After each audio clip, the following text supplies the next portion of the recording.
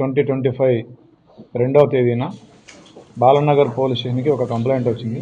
ఆ కంప్లైంట్ సారాంశం ఏంటంటే లిఫ్ట్స్ ట్రేడ్ ప్రైవేట్ లిమిటెడ్ అనే కంపెనీలో ఒక ప్రైవేట్ కంపెనీలో దొంగతనం జరిగింది. షట్టర్ లిఫ్టింగ్ చేసి ఒక 4 లక్షల రూపాయలు దొంగిలించుకొని పోయినారని కంప్లైంట్.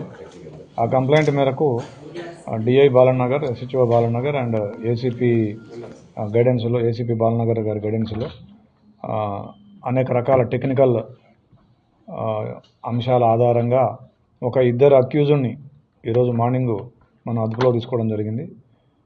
గొనిగుంట వంశీకృష్ణ, ఇతని వయసు 32 సంవత్సరాలు. ఇతను క్యాబ్ డ్రైవర్గా పనిచేస్తూ ఉంటాడు. జగద్గిరిగుట్టలో ఉంటాడు, ఆల్విన్ కాలనీలో. Is native of Bapatla, Andhra Pradesh. ఇంకొక అతను మట్టా భరత్ రాజీవ్ గాంధీ ఎలియాస్ భరత్ ఎలియాస్ మట్టా సీను.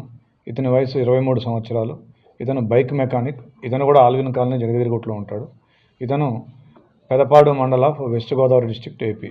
వీళ్ళిద్దరూ కూడా ఈ నేరాన్ని వీళ్ళని అదుపులోకి తీసుకొని విచారించగా ఈ నేరాన్ని ఈ లిఫ్ట్ స్ట్రేట్ ప్రైవేట్ కంపెనీలో ఒక 2,27,000 రూపాయలు దొంగిలించినట్టుగా ఒప్పుకున్నారు. ఆ సొత్తు కూడా మేము స్వాధీనం చేసుకున్నాము.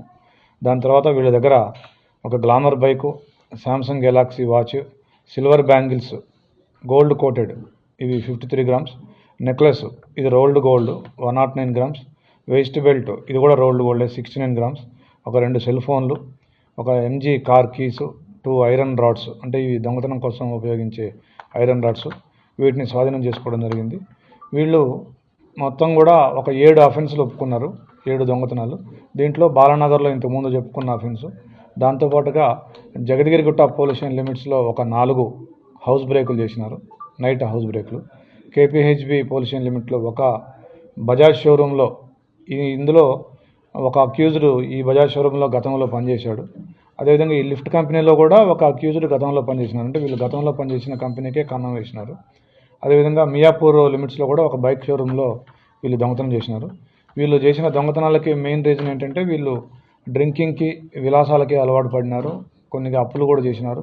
అదేవిధంగా ఎవరైతే ఏవన్ ఉన్నాడో ఇతను క్యాబ్ డ్రైవరు, ఇతను క్యాబ్కి ఈఎంఐలు కట్టే పరిస్థితి కూడా లేకపోవడం వల్ల దొంగతనాలు చేస్తున్నాడని చెప్పినాడు.